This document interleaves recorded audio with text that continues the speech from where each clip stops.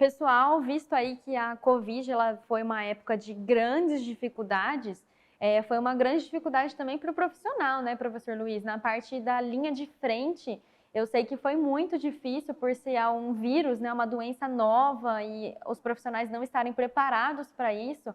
Como que foi a sua vivência como linha de frente? Esse preparo aí para o manejo para quando esse paciente chega, conta um pouquinho como que foi essa fase?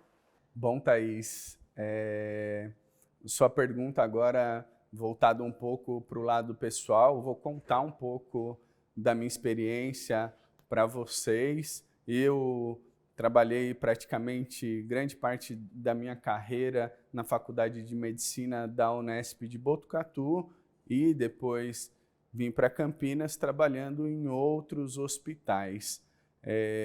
Em tempos de pandemia, trabalhei um hospital público de grande porte e de alta complexidade que me deu a oportunidade de estar lidando com esses pacientes, seja em âmbito de enfermarias e também em âmbitos de UTI e até na porta do pronto-socorro, na recepção desses pacientes, onde nós tínhamos pacientes que chegavam realmente em estado grave, em síndrome da angústia respiratória, já em condições clínicas impossíveis de segurar, necessitando de intubação momentânea durante a sua recepção. Foi uma boa experiência profissional, mas pessoalmente viver em situação em tempos de guerra para todas nós, não só brasileiros, mas para o mundo todo, acaba sendo uma situação muito triste, onde houveram muitas perdas, né? E então, partindo desse aspecto que poderia ser o pai, a mãe de alguém ou qualquer outra pessoa, nós precisamos aumentar a nossa condição de empatia e também saber lidar com essas condições adversas da doença durante todo esse tempo. Realmente foi uma fase atípica, né? Nenhum dos profissionais ainda estava preparado para lidar com aquele caos naquele momento, né? E o que você tira de positivo dessa fase da Covid, tanto positivo quanto negativo?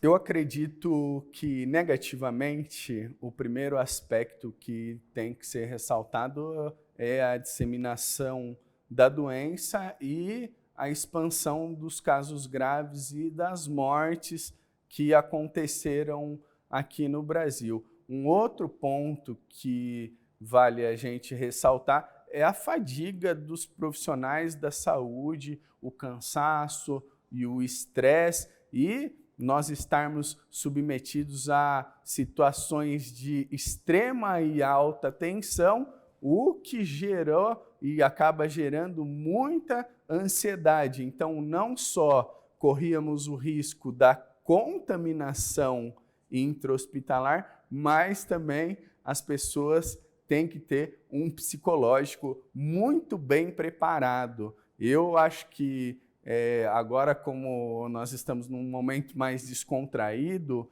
para eu falar um pouco também das minhas experiências profissionais, eu tive um dia que eu estava na enfermaria com alguns médicos anestesiologistas, a enfermaria lotada de pacientes, e nós passamos de corredor em corredor, olhando os leitos e selecionando quais pacientes que deveriam ser intubados, trocados de ventiladores ou não.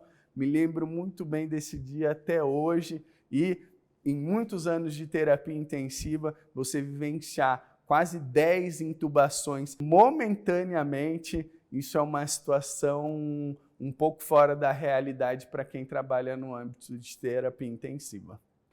Totalmente foge assim da realidade, né, que a gente está acostumado na UTI e também em questão de recursos, né, para aquele paciente que realmente acaba precisando aí da ventilação mecânica.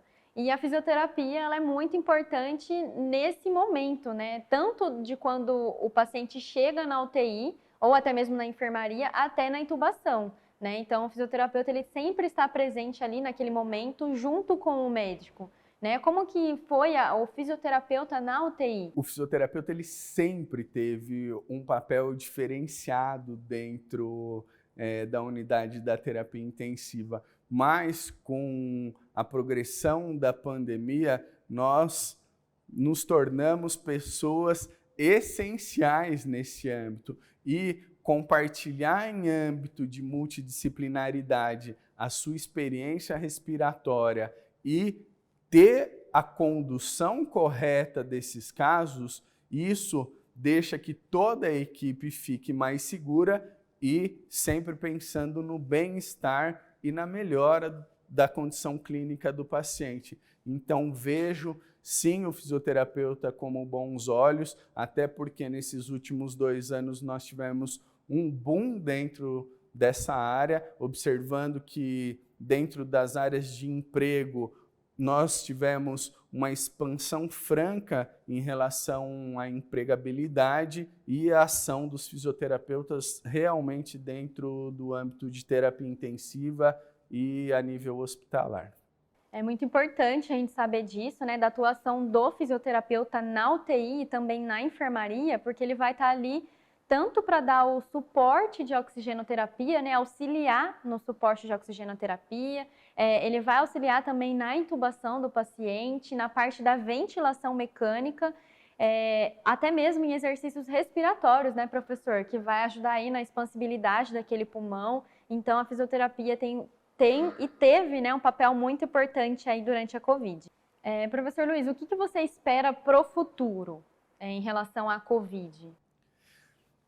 Eu acredito, Thaís, que diante dessa nova variante, que mesmo com alta taxa de transmissibilidade e de infecção, ela acaba tendo uma característica de menor gravidade para esses pacientes. Então, ainda nesse contexto, mesmo que esses pacientes acabem sendo internados, vale a gente ressaltar que as ferramentas e as estratégias de oxigênio-terapia, elas ainda serão benquistas e bem utilizadas para esses pacientes, evitando assim que eles acabam tendo essa progressão em relação à evolução da doença.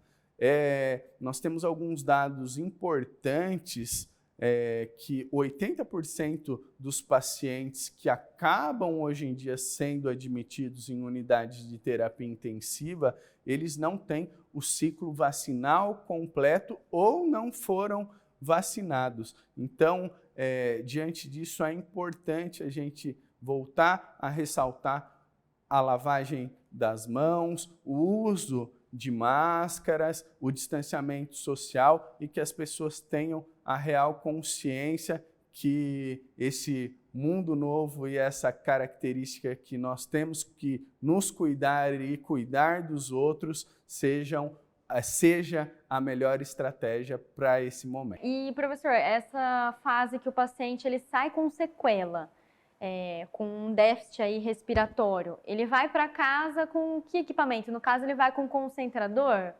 Geralmente, esses pacientes com sequelas de pós-Covid são extremamente graves, seja da polineuropatia adquirida em âmbito de unidade de terapia intensiva ou até mesmo pelas repercussões clínicas pulmonares voltadas para a doença, onde esses pacientes realmente vão precisar de um suporte de oxigênio adequado e de uma estrutura em âmbito de reabilitação. Hoje, a reabilitação pós-Covid para esses pacientes, ela cresce exponencialmente e termos as estratégias adequadas no tratamento desses pacientes e na condução desses casos em âmbito de oxigênio-terapia acabam sendo muito importantes para a recuperação desses pacientes.